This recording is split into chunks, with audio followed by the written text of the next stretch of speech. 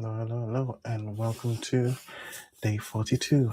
Let's jump straight into it, shall we?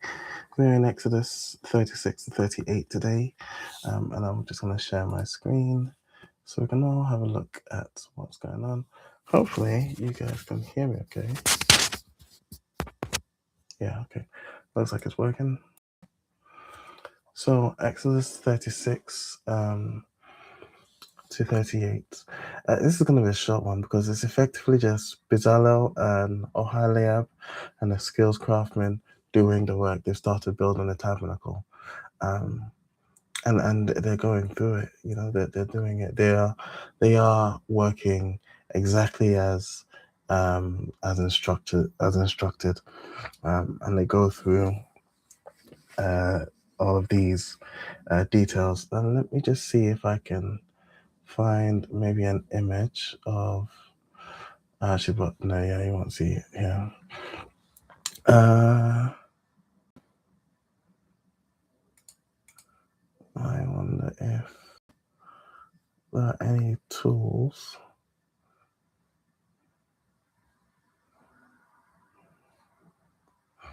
like dictionaries though. What would be really cool is if you just have a look at what the tabernacle looked like. I think it's, for me, it's quite useful to see the images because it's so verbose in its description. It's hard to follow along. I found it hard to follow along.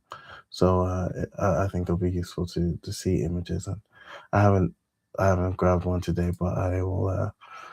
I'll endeavor to get one and maybe share it tomorrow. So, but yeah, they're just literally just going through it. You know, but Bezalel is going through and making other things. As I was reading, the thing that stood out to me was their attention to detail. Right, they were going about this with everything was so specific and so detailed. It wasn't just do something or bring your best or give me your best effort. It was you're following the instructions to the letter. And I think that's the thing with this is when you're doing something for God, you should do it to the best of your ability. Right, it would seem, and this is me being a bit extra biblical because it doesn't explicitly say as much, but it seems like Bezalel was on it. It seems like he was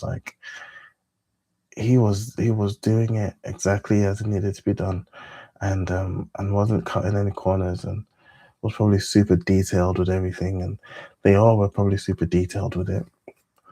And I think that's what it means to do something for God when you're I mean, Valentine's Day is coming, you know, and I think kids do this the most innocently. But if they are making like a gift for you, or making a card for you, and you look at the amount of like intent that they put into it, the heart that they put into it, and it could be anything. It could be great, it could be rubbish, but the fact that they've put so much of themselves into it, I think ends up being the thing that makes it worth having, the thing that makes it worth sticking on the fridge or framing or whatever. I think we see that here with the attention to detail. You know, everything is as instructed. I think it's just it's just cool. They do give an idea of the amount that was gifted to them so that they could build this. I think again, it's just interesting how just so detailed everything has been, but the detail to me gives an air of intentionality, and intentionality shows how God was using this to set these people apart. You know, he's walking with them, living with them. They're in tents, he's in a tent. You know, and even that's significant.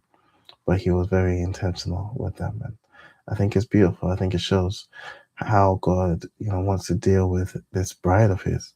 You know, he talks about how the language used for worshiping other gods was so charged with, emotion, you know, adultery, a betrayal, and this, the instructions, the specificity, I think speaks the same.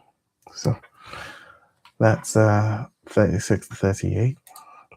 Tomorrow is 39 to 40, and I hope this encourages you whenever you watch it to read. I am loving sort of reading every single day. I end up reading it almost twice because I read it in the EU version app, and then I read it here. And sometimes I read it in the book itself, in the physical. I've got a physical one lying around here, so yeah. All right. Well, I'm gonna go get some shut eye, much needed shut eye, and yeah, God willing, I'll be here tomorrow. All right. Peace out.